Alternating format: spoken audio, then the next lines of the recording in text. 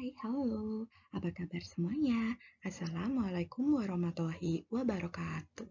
Ketemu lagi dengan Miss Kita, tentunya ada di kelas Miss Kita.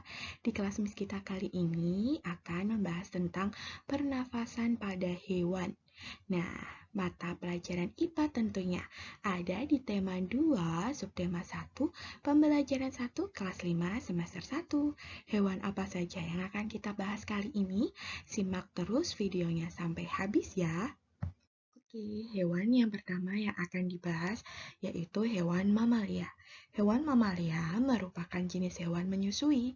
Secara umum, pernafasan yang dilakukan oleh hewan mamalia itu sama dengan pernafasan yang dilakukan oleh manusia.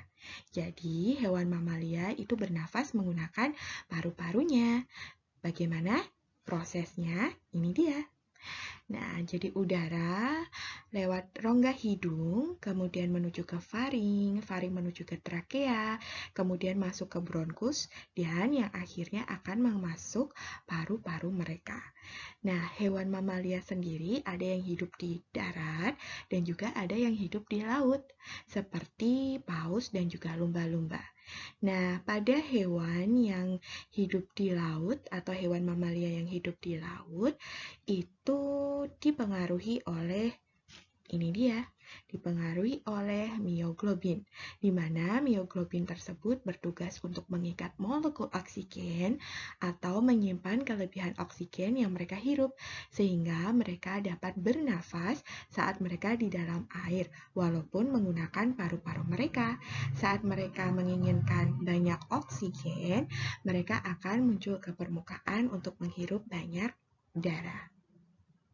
Hewan yang kedua adalah burung.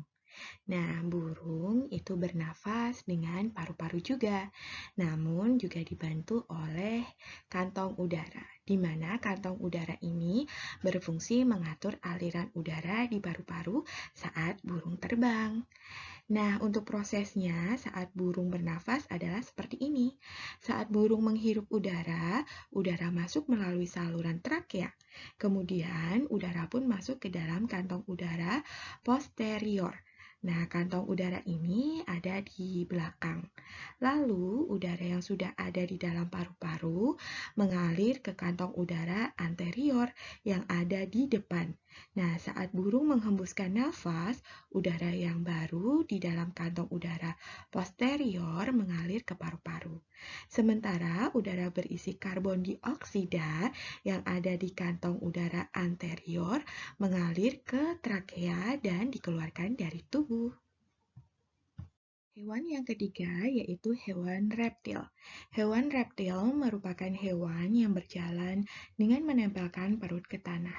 Nah, hewan reptil ini bernafas dengan paru-paru. Bagaimana caranya mereka bernafas? Udara masuk melalui hidung mereka, kemudian menuju batang tenggorokan yang lalu akan menuju ke paru-paru.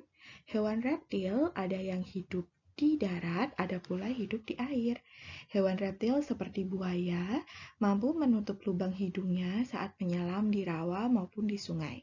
Dengan begitu, air tidak masuk ke dalam paru-paru. Selain buaya, contoh hewan reptil lainnya yaitu ada ular, kadal, cecak, kura-kura, dan juga biawak. Nah, hewan yang keempat yang akan kita bahas yaitu amfibi. Amfibi merupakan jenis hewan yang dapat hidup di air dan juga di darat. Nah, di sini adalah contohnya yang bisa kita ambil yaitu katak. Nah, amfibi itu bernafas dengan insang, paru-paru, dan juga kulit. Nah, penjelasannya seperti ini. Ketika mereka masih berbentuk berudu dan tinggal di dalam air, maka mereka bernafas dengan menggunakan insang. Kemudian saat dewasa, insang tersebut akan berubah menjadi paru-paru, sehingga mereka bernafas dengan paru-paru. Namun, mereka juga masih bisa bernafas di dalam air dengan menggunakan kulit mereka. Nah, hal ini mengakibatkan bahwa binatang amfibi itu memiliki keunikan sendiri di sistem pernafasannya.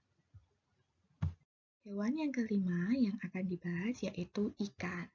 Nah, seperti kita tahu bahwa ikan bernafas dengan insang. Nah, insang pada ikan itu ada 4 pasang insang. Nah, bagaimana caranya mereka bernafas? Ini dia. Saat mulut membuka, maka air akan masuk. Nah, air tersebut nanti akan diserap oleh pembuluh darah dalam insang yang akan mengambil oksigennya saja yang ada di dalam air. Kemudian, udara akan disebarkan ke seluruh tubuh.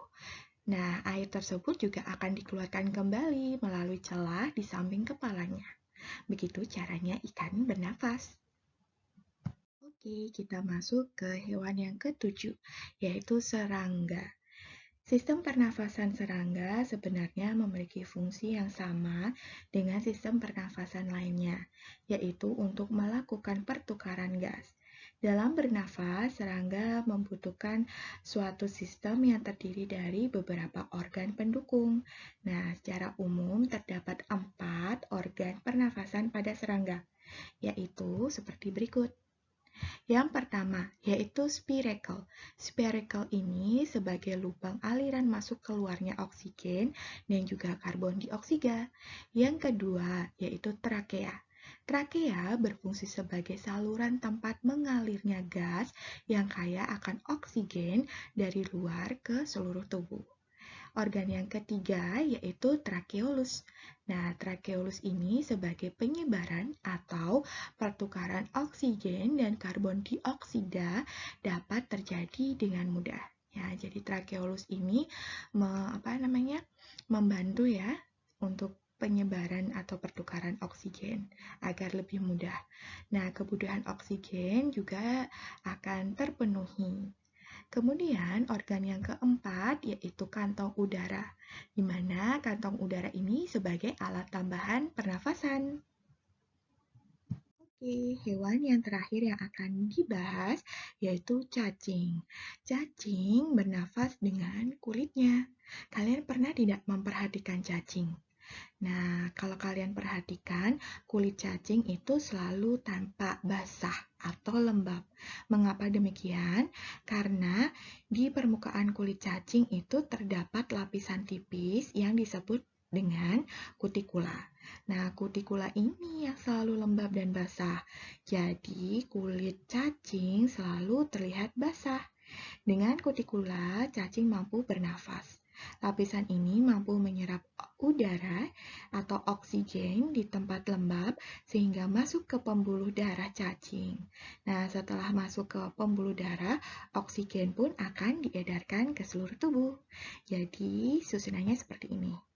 Dari kulit, kemudian ke pembuluh darah, dan akan dialirkan ke seluruh tubuh. Nah, begitulah cacing bernafas. Kalian sudah paham mengenai pernafasan pada hewan? Yuk kita ulangi lagi. Tadi kita sudah membahas di hewan mamalia untuk pertamanya. Pada hewan mamalia ada 2 ya, ada mamalia yang hidup di darat dan juga ada mamalia yang hidup di laut. Kedua-duanya bernafas dengan paru-paru. Kemudian ada hewan burung, di mana hewan burung juga bernafas dengan menggunakan paru-paru, namun berbeda dengan paru-paru mamalia. Burung bernafas dengan paru-paru sama dibantu oleh kantong udara. Kemudian hewan yang ketiga yaitu reptil. Reptil juga bernafas dengan paru-paru ya. Nah, untuk selanjutnya adalah hewan amfibi. Hewan yang bisa hidup di darat dan juga di air ini bernafasnya berganti-ganti ya. Waktu mereka kecebong, ya, mereka hidup di air, maka mereka bernafas dengan insang. Kemudian setelah dewasa, insang tersebut berubah menjadi paru-paru. Namun, mereka juga bernafas menggunakan kulitnya, sehingga walaupun mereka sudah dewasa, mereka juga bisa hidup di dalam air dengan bernafas menggunakan kulit mereka. Kemudian, hewan selanjutnya yaitu ikan, di mana semuanya juga sudah tahu ya bahwa ikan bernafas dengan insang. Nah, insang pada ikan ada 4 pasang ya. Kemudian ada hewan serangga. Nah, hewan serangga ini bernafas menggunakan trakea. Dan yang terakhir adalah cacing, di mana cacing bernafas dengan menggunakan kulit mereka yang dibantu oleh lapisan tipis yang disebut dengan kutikula. Itu tadi adalah pembahasan di pernafasan pada hewan. Bagaimana? Mudah bukan? Terima kasih ya Miss kita ucapkan kepada kalian semuanya yang telah melihat video pembelajaran Miss kita dari awal sampai akhir.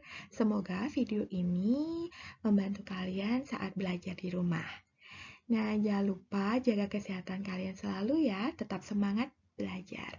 Wassalamualaikum warahmatullahi wabarakatuh. Sampai jumpa di video-video yang menarik lainnya. Bye.